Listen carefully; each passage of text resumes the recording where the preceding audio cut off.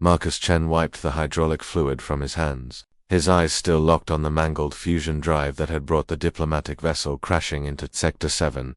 3 days of non-stop repairs, and he was nowhere close to fixing the damn thing. The Draconian Empire's technology was elegant, sure, but it was also maddeningly complex, like trying to repair a watch with a sledgehammer.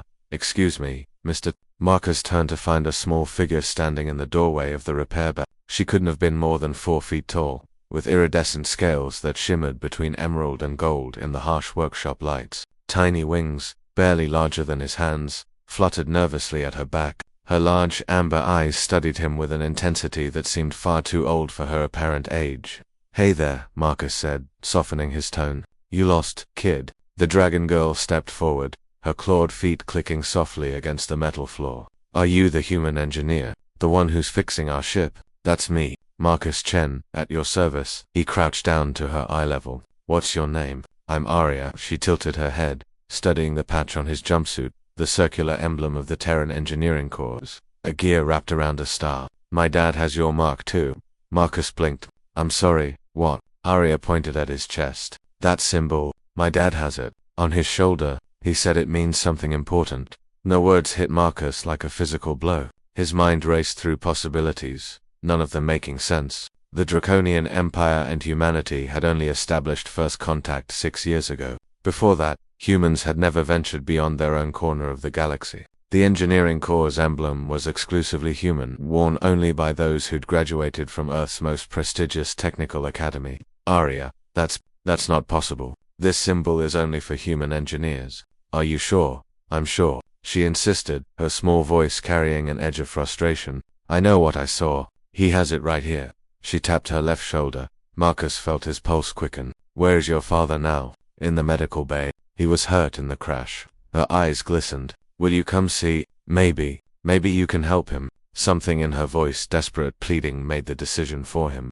Marcus grabbed his toolkit and followed the small dragon girl through the corridors of the station. His mind churned with impossibilities. A Draconian with a Terran Engineering Corps mark, it defied everything he knew about their respective histories.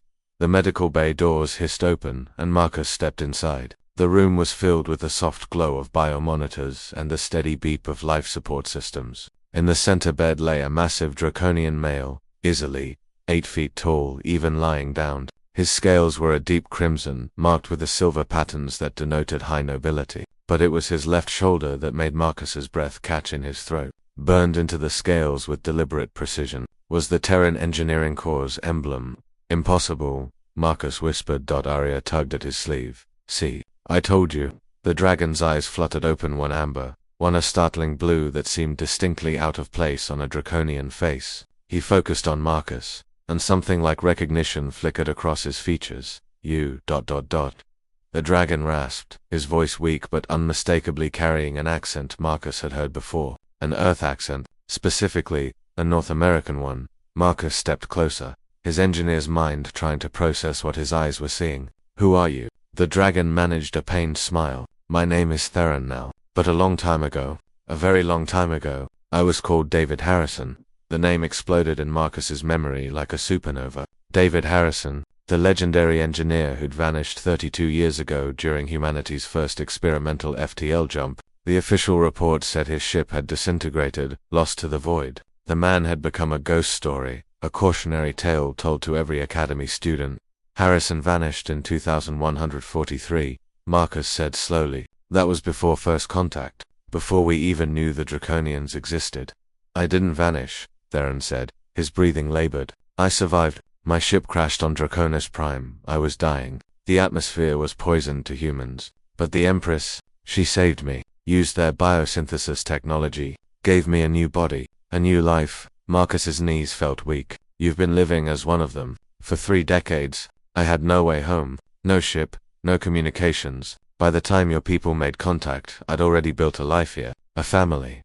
His eyes drifted to Arya, who had climbed onto the bed and was holding his massive clawed hand with her tiny ones. "I became the Empire's chief technology advisor, helped them understand human engineering principles. I thought I could help bridge our peoples when the time came. But why the mark?" Marcus touched his own chest patch. "Why keep it?" Theron's eyes grew distant. "Because no matter what form I wore, No matter how many years passed, I was still an engineer, still human, in here. He tapped his chest with his free hand. I wanted my daughter to know where I came from. What I was. Marcus looked at Arya, seeing her in a new light. Half-human genetics wrapped in draconian scales. A bridge between two species.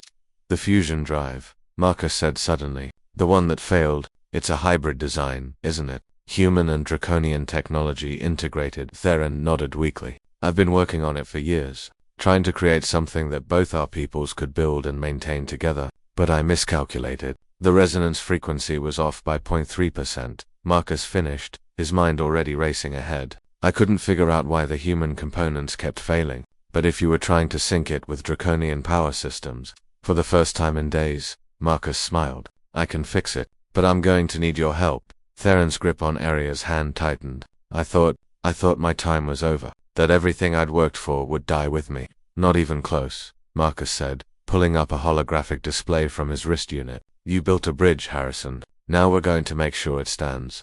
Arya looked between the two engineers, her amber eyes shining with something that transcended species. In that moment, Marcus realized that the mark on both their shoulders meant more than just technical expertise. It was a promise, a commitment to building something greater than themselves. Let's get to work, Marcus said.